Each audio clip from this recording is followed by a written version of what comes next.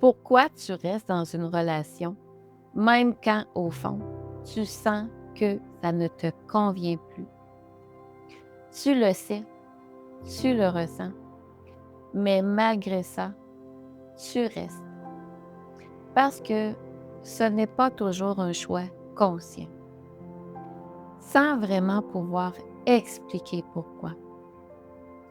Tu sens une tension, pas forcément intense, mais toujours présente, comme une sensation qui reste en arrière-plan. Et sans t'en rendre compte, tu te mets en vigilance. Tu réfléchis plus qu'avant. Tu analyses ce que tu dis et comment ça peut être reçu, l'effet que ça peut avoir et comment l'autre pourrait réagir.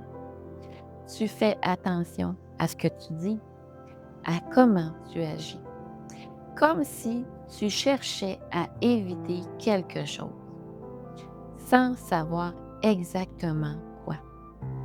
Mais ton corps, lui, se comporte déjà comme s'il devait éviter quelque chose.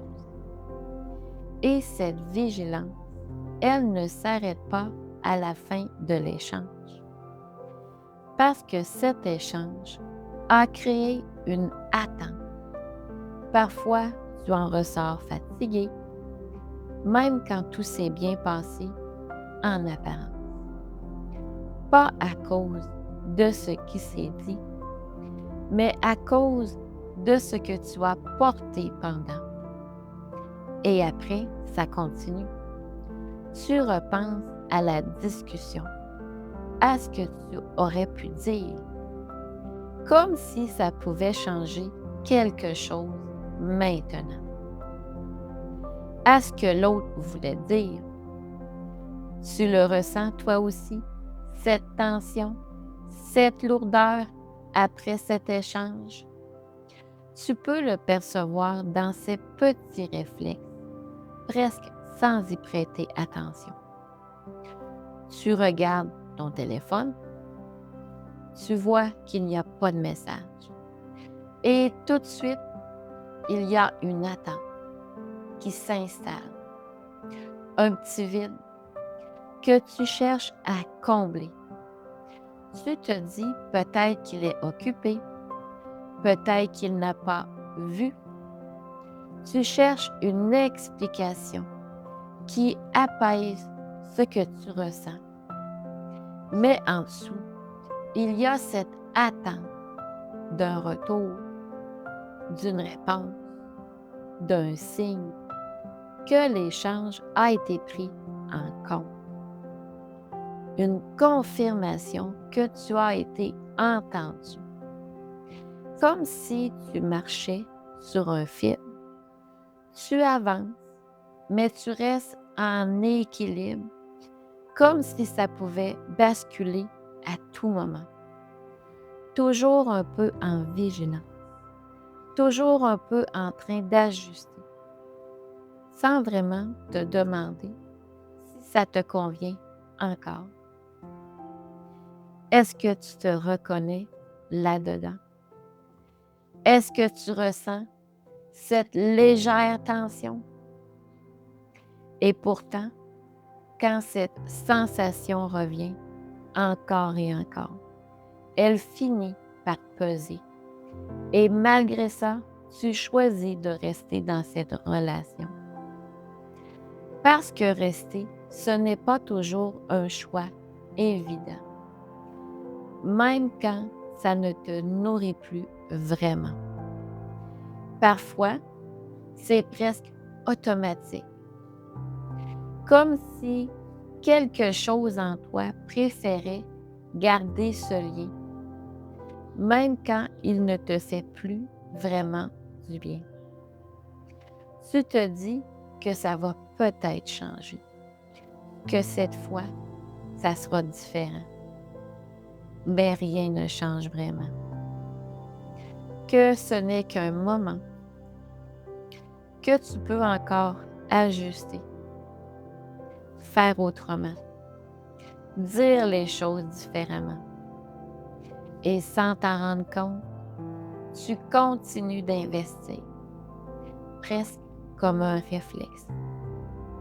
Mais tu sens que ça te demande de plus en plus d'énergie.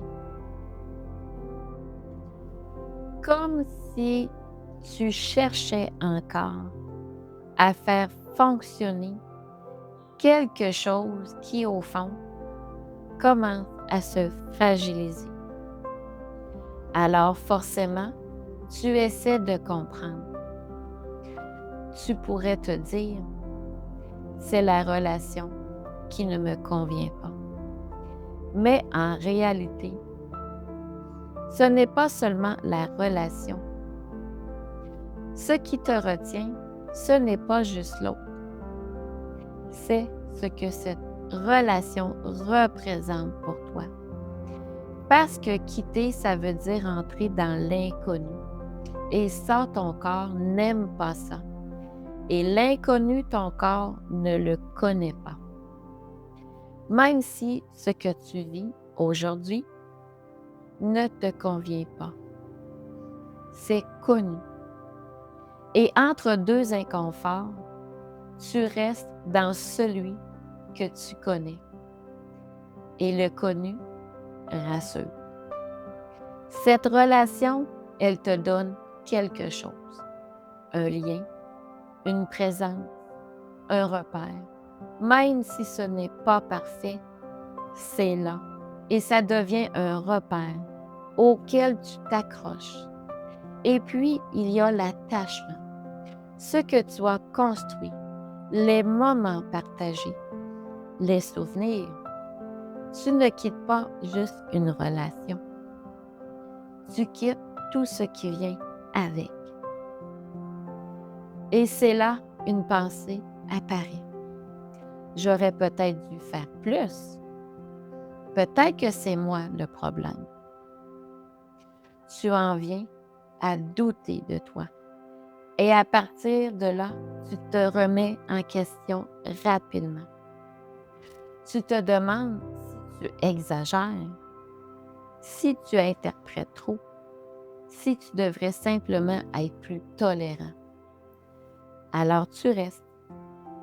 Pas parce que ça te nourrit, mais parce que tu doutes.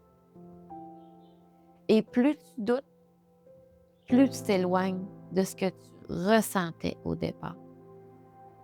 Et parfois, rester, ça évite aussi quelque chose. Pas forcément consciemment, mais ça t'évite de faire face au vide, au changement, à ce qui pourrait venir après.